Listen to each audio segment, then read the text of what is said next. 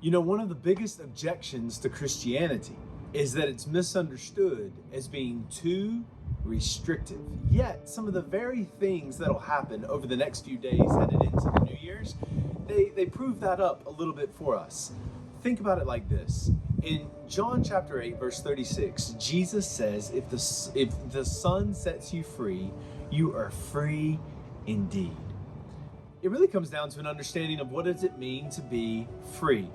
In the modern world that you and I live in, people think to be free means I ought to be free to do whatever I want.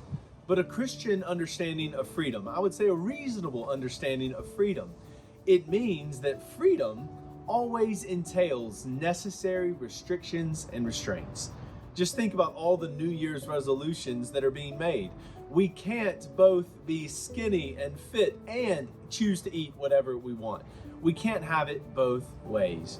Whenever you enter into a love relationship with someone, it necessarily requires that we limit ourselves and we restrict ourselves from other people in other ways.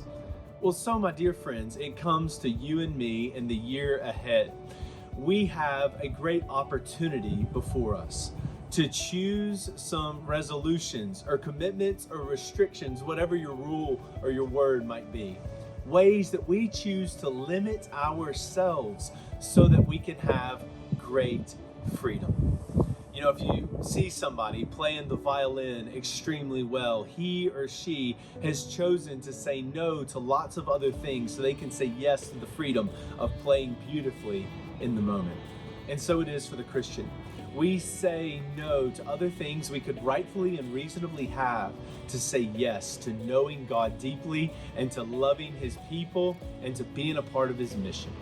So I encourage you in the days ahead, as you think through any New Year resolutions you might want to make, know this, you are free. John 8:36, if the Son sets you free, you are free indeed.